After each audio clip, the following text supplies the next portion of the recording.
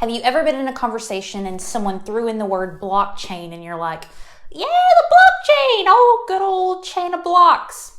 What is it? We're going to be answering that NFT Newbie Style.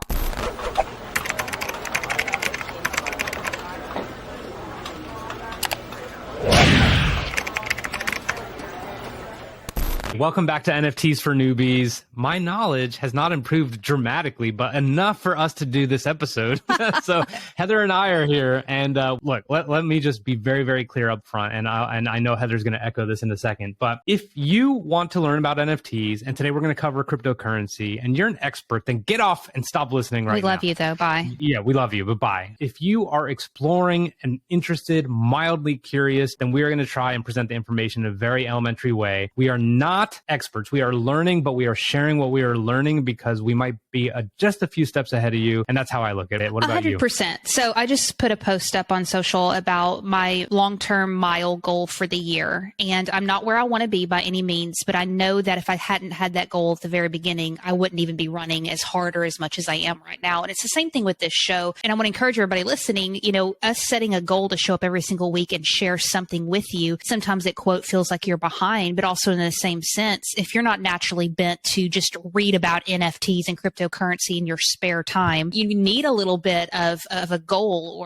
or whatever to just learn what you can. So you showing up every single week, even for 10 minutes and learning a little bit more, us showing up for you and dedicating ourselves to reading the articles and figuring out one small tiny tip, we're in the game. Yes, absolutely. So today, I pray, Heather, that this is as technical as we're ever going to get. I doubt it. Which is probably not happening because it's a building block. It's a building block. We've got to remember that, like all these little small things, eventually it's like when you're in school and you're like, what the hell does that mean? And then you're 3 months in and you have some terminology. So this is a small building block, not to get overwhelmed, but it'll make sense in a couple of months, we hope. That's why I'm going to let you kick it off. But we are going to talk about cryptocurrency. And the reason, let me explain the reason we're going to talk about it, and then we'll talk about it, is because this is the way that you are normally going to buy non-fungible tokens or NFTs. Go back to episode 1 if you want to know exactly what those are. But cryptocurrency is going to be the manner and the mechanism in which you purchase these. And it's for a very specific reason because it's traceable. But Heather,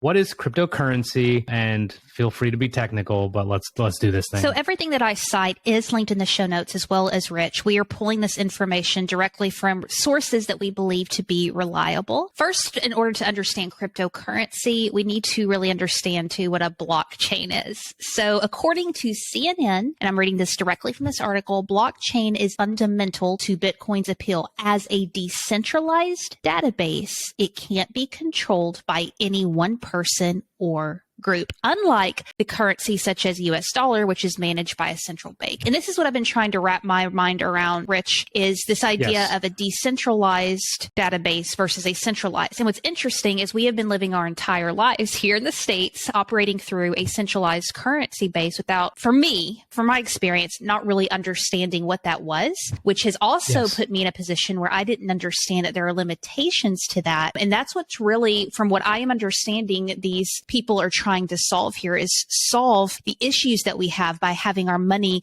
coming to and from a bank and having the government involved in all that. They're trying to eliminate that through creating what they call a blockchain and cryptocurrencies within that blockchain, which puts the accountability and the responsibility among the people and takes out the third middleman. And these solve certain issues, okay? And I didn't really know about these issues until I read, here's what I'm reading, y'all, dummies.com, personal finance, what is cryptocurrency? They break this kind of stuff down, but they actually, put out what are the issues in our current banking system. This is directly from them. Payment systems such as credit cards and wire transfers are outdated. In most cases, a bunch of middlemen like banks and brokers take a cut in the process, making transactions expensive and slow.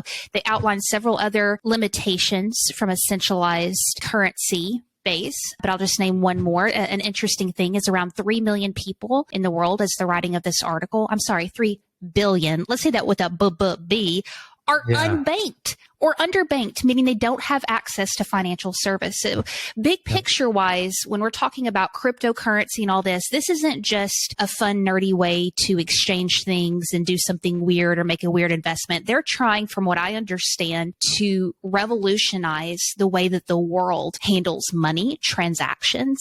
And so they created a blockchain. Do you want to explain what blockchain is? Yeah, I'll try. The blockchain, and Heather said it, I have it in huge bold letters in front of me. What I took away after all my reading was blockchain essentially eliminates the middleman. Yes. And I know she said that, but this is kind of a people-backed people initiative. We all know and feel like someone else is in control of many of the things that transpire within our lives, whether it's laws or how we fly, vaxes and all that. And we're not political at all on the show or anything like that. We're talking about controlling your money. This is a form of eliminating the middleman. Now, the blockchain itself is a ledger. It is a distributed ledger. And this is what it uses. I'm now reading. And my source is, time.com. Distributed ledger technology, or DLT, allows record keeping across multiple computers known as nodes. Any user of the blockchain can be a node, but it takes a lot of computer power to operate, etc. Anyway, here's the more important part. A blockchain organizes information added to the ledger in blocks or groups of data. Each block can only hold a certain amount of information, so new blocks are continually added, forming a chain. What the hell does that mean? If in the NFT world, okay, we're talking about NFTs, in the NFT world, and I mentioned this last episode, it is a way to trace back who owned what when. Right. Okay, and there is a blockchain that happens through nodes, or that distributed ledger technology, just to make sure we know how these transactions are happening. There's no one involved in these transactions. If Heather and I were to exchange or buy or sell NFTs from each other, it is literally all these weird codes, and it's just like, cool, this is exactly what happened. Here's when it went to Heather, and that's it. There's no one else involved. Now, in another episode, we'll talk about like the person who made the NFT might get royalties or something like that, but that's a completely different story. So again, it eliminates the middleman, and it is a ledger. It is a form of record keeping. Now, I want to walk you guys through, unless you have anything else, Heather. I think this is a weird analogy that just popped in my head. I'm an analogy kind of gal, and I'm going to be doing this for the rest of the show. But I kind of pictured like this little old lady at an old store, and there's like this weird ass store in the middle of nowhere that's kind of doing its own thing. And she has like this big ass book, and she writes down every single thing that happens in that store, who takes what, who bought what, who traded what. And the only thing in that store that can be traded and not used is not money, but her own form of money. And so she's kind of like the blockchain and the ledger. She's the police over that. She sees every single thing that's going on. And the cryptocurrency is her own dollar bills that she only allows in that store. So if you think about going somewhere physically different and somebody writing every single thing down, that's the blockchain, except it's computer code, and it's a lot more technical than that. And the currency, right, there's nothing physical about it. I have to make it physical because it's so confusing to me.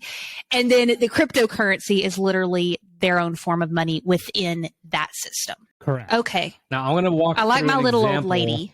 Let's call her Margaret. Yeah, I wish we could have a graphic of this little old lady. I'll find one. We should make an NFT of a little old lady with her ledger. Yes.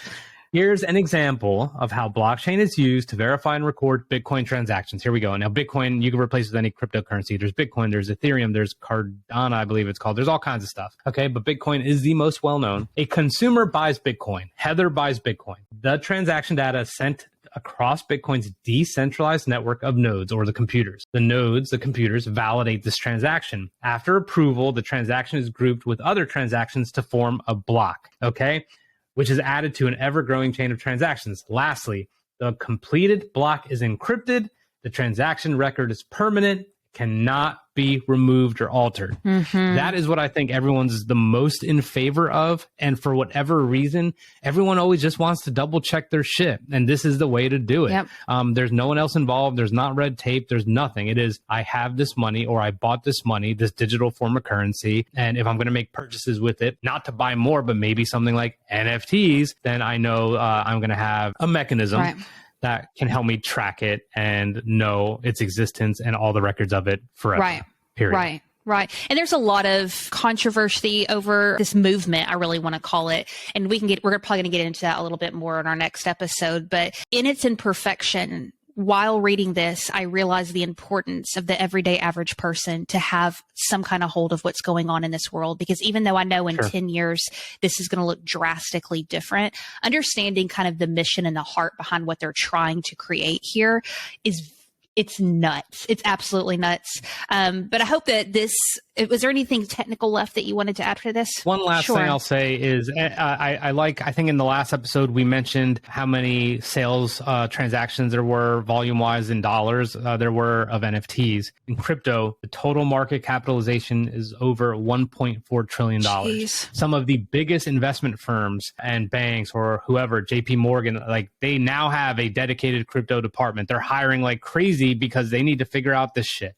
Okay. I'm not going to say who I do my finances with or anything like that, but I talked to my advisor. I'm like, hey, I'm looking to invest in this or NFTs or whatever a few weeks ago. She's like, we're not even allowed to talk about it. She's like, which I think is a big mistake. So like, it's coming, and having a rudimentary understanding of it is something you should take into consideration. But more importantly, so you can buy NFTs. I have one random fact and one question before we go. Random fact, I do not think I'm pronouncing this correctly.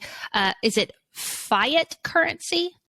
Fiat. See, there we go. Fiat. I think that's an important term for us to know. Whenever you hear fiat currency, that's now referring to the US dollar. And so it's interesting now that we're actually separating, these two currencies between each other. So if you hear fiat, there we go. Fiat, that means the regular US dollar, government-backed currencies, etc. The question I had for you, Rich, I don't know if you understand this. I've been really confused when I've been reading, is there's this... The answer is no. Yeah, there's this... They always are throwing around these terms about bulls and bears within this space. And I feel like they're referring to the leaders in the crypto space. Like they're like, they've been bulled or something like that. And they always use the term bulls and bears. And I made note of that. It's a financial term. Yeah, bullish. It's Gary Vee used it recently as well. I will not try and explain what it means, but it is certainly one which is very favorable, which is one that is much more probably volatile and that you should be skeptical of, like if you were looking at a certain currency or something along those lines. But so it's more of a behavior, not a person. So if I'm being bullish about something.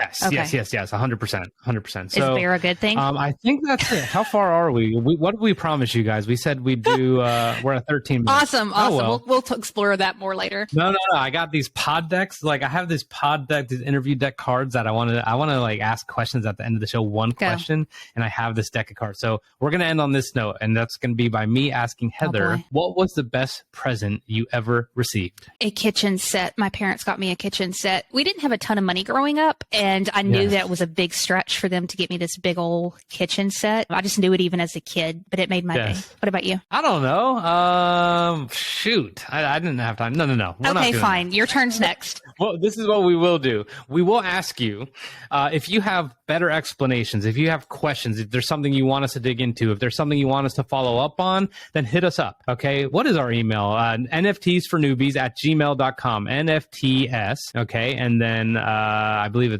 is it? For newbies. The number 4 or FOR? FOR. nftsfornewbies@gmail.com. And we'll be sure to, number 1, shout you out, try and answer your question. And if it's something we're not going to include on the podcast, we'll get back to you either way. But that's all we could ask for. And if you're an expert and you were like, holy crap, that was awful, I'd love to hear that too. No worries whatsoever. 100%. But we hope you enjoyed this episode very much. See y'all. All right, everyone. Hopefully you got some good knowledge on what a blockchain actually is. And we are going to continue to break it down. So hit subscribe. Let us know your comments and feedback so we can make better videos for you. See you next time.